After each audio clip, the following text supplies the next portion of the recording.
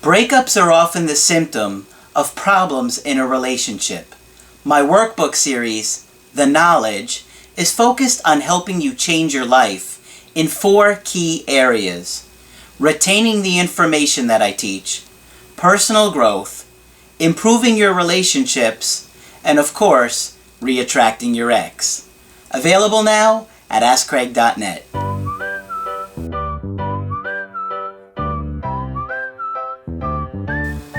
Hi there, I'm Coach Craig Kenneth. I'm Coach Margaret. And today we're going to be talking about, does my ex still love me? It's a question that I think a lot of you guys have to deal with and think about, and it is a scary thought. Yes, it is. Okay? Because if somebody ends your relationship, one of the first things you're thinking or feeling is, does this person not even love me anymore? Because I love them more than anything, and now they don't want anything to do with me, they don't want to talk to me. Or worse yet, did they ever love me? And we do question that. Yes, we do. We do question. Maybe they never loved me, and then matters were even worse than I thought 10 minutes ago. Yeah. I think that's a question that everybody kind of ponders. Mm-hmm. Did they ever love me? Mm-hmm. And sometimes we feel like they didn't. So we're going to talk about that. I got an email that somebody wanted to know. They said, "Hi, Coach Craig and Margaret. Yes. I'm new to your channel and just devastated. My boyfriend has gone no contact with me for 3 weeks. We were so close, I don't see how he can do that. Does he still love me?" Okay, well, we don't know your situation, obviously. Right. It's just a very general question that I think a lot of you guys ask. This isn't about one person, yeah. Sure. So, I think the key to trying to figure this question out is, did this person love you before? Did they tell you they loved you? That's the first question to ask. Did this person tell you that they loved you because on several occasions? If they told you that before, there's a good chance that they still love you. Absolutely. Now, the thing that you have to look at is whether or not they feel like they can do a relationship with you. Because not everybody that loves you will want to stay with you. Or feel that they can, for whatever reasons. And it does happen that people fall in love with people they can't be with. And I think there's a lot of different factors for this. I mean, your partner could be going through a depression, right? A bipolar state, a death in the family. Absolutely. Maybe they have a death of a parent. Yeah. Maybe there's just a life change that they can't handle. A job change. Mm-hmm. Sometimes people can't handle everything together, and managing a relationship, they have to cut off something. Unfortunately, it's not fair, right? It's not fair if you've been a good partner and they say, well, I can't be with you because I'm depressed. Yeah, or I can't deal with this right now. What does that ever really mean? But some people may have an honest answer about that. Mm-hmm. I have to go on a trip, I'm still trying to settle my father's estate, etc., etc., etc. Now, one of the challenges is that when you're going through this, you really want answers. But if you're dealing with somebody who's like depressed and they don't have the capability of even getting out of bed in the morning or going to work or whatever it is they're going through, they're not going to be able to sit down and have the energy to set a boundary with you and explain what's going on. Because we both know that the person that's been broken up with is going to be invasive and intrusive and asking a lot of questions. And all upset and anxious, right. And oftentimes people don't feel that they have the energy to even respond. Mm-hmm. Yeah. And so it's a tricky situation, but generally, people don't just stop loving you or caring about you. Not if they've loved you for any significant length of time. Now, if you've only dated for 4 months and they told you they loved you one time and you had some drinks in you, maybe they don't really love you. Right. But if you've been together for a while, if you've been intimate, if you've considered yourself boyfriend and girlfriend, then chances... Or girlfriend and girlfriend, Margaret. Yes. Or boyfriend and boyfriend, right. Yes, absolutely. Then, it's still serious. Yeah, it's still serious. Yeah. People don't just stop loving out of nowhere, even if there is a breakup, right? They may feel like you're not going to change, or you're not going to be able to be happy with them, or they're not going to be able to be happy with you, whatever the reasons. But that doesn't mean they don't love you. No, it doesn't. Okay? And we hear that so often, that the immediate response is that maybe they never loved me. And I don't think most people are that insincere. Now, when the hormones wear off and the wild, wonderful honeymoon is over, a lot of times people have to sort of rethink the relationship. It's not quite as intense or quite as wild or quite as exciting as it was. But that doesn't mean that the love is gone. No, it doesn't. And so what happens a lot of time is that you guys are broken up, and hopefully you found my channel before you've made a million mistakes. Right. And that obviously betters your chances. But after they've had some time, they start to have those feelings about you again, and they miss you. They think about all the things that you brought to their life.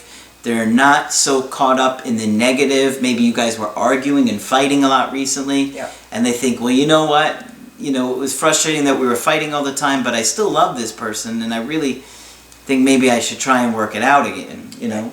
Right. And people regret their decisions. Oftentimes. And sometimes it takes a while. And that's always an important point. If you're the one who's been broken up with, you want to do something, you want to fix it, you want contact with that person, but you have to be patient, right? Absolutely. Yeah. I mean, I could think of situations where I broke up with somebody and wasn't certain about my decision, but their behavior really cemented the decision. Once you saw how they were going to handle a breakup, you said, oh God, that was the right thing to do. Yeah. Right? But had they handled things differently with more patience and understanding, I probably would have given it another chance. And I could think of at least several people that I felt like that. Yeah. Right? I Yes. mean, and if you think about maybe people you've broken up with, I'm sure you look at it and at some point you were thinking, this might not have been the right decision, but then they pressured you, they wouldn't leave you alone, they kept contacting you, and you just were like, oh gosh. Interrogating you, yeah. They didn't know, handle themselves in a way that was attractive, and so you're like, you know what, this is for the best. Right. So how you handle it is obviously critical to whether or not you can get the momentum going and spark things up again. Right. But I think for most of you out there, you don't have to worry that your partner just stops loving you. Just stops loving you. Even if their behavior is cold as ice. And I've described that with several of my breakups, where my ex just acted like they didn't care if I was alive or dead. And now I realize, well, they didn't want me to get the wrong idea, that I was gonna, been able to manipulate them or talk them into something, which I tried before. It didn't work. And that's why I tell you guys, it doesn't work. Because I've done it, I've lived it, and I see now that, had I been patient in those situations and just sat back, worked on myself, looked at everything, and then sparked things up when I had the opportunity, it would have been a lot more likely to last. Right, exactly.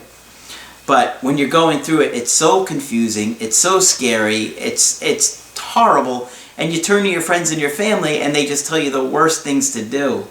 Yes, they really do. We rarely hear people want to be helpful, and they want you to be happy again. Yeah. So they're going to say, well, just let it go and move on. You'd be better off to move on.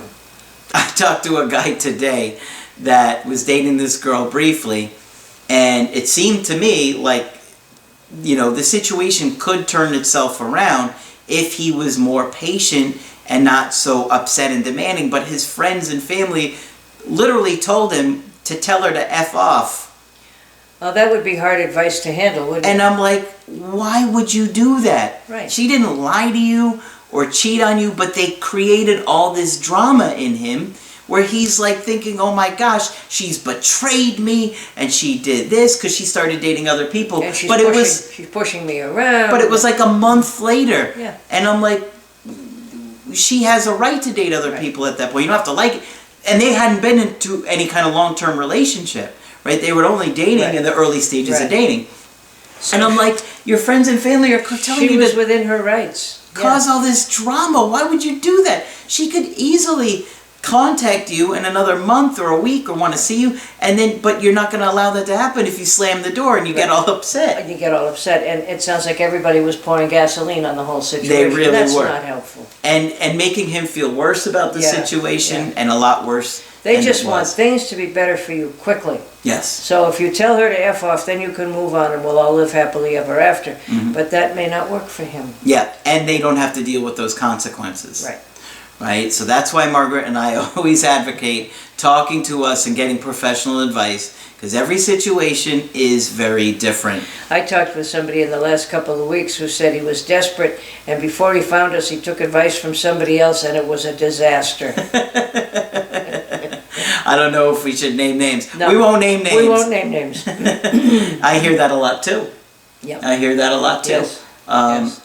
As a matter of fact, this guy that was talking about just a minute ago, he had followed advice from somebody else too, that, you know, wait 30 days, contact, wait 30 days again, contact, and it wasn't working. So 30-day stretches? Yeah. They were saying wait 30 days. Actually, maybe it wasn't the same guy, but it was somebody I talked to today. I may have gotten them confused. But it was somebody that I talked to today that definitely told him to do that. Okay. Well, that would be confusing, wouldn't it? Yeah. And then they came to my channel like, is it too late? Well, let's talk about it. Let's figure out what happened here. Let's figure out what happened here. So, if your ex told you that they loved you and they were attached to you, especially anything over a year, I think is a solid amount of time. Yeah. They may not want to be with you right now, but it doesn't mean they don't love you anymore. No, it doesn't. No, it doesn't.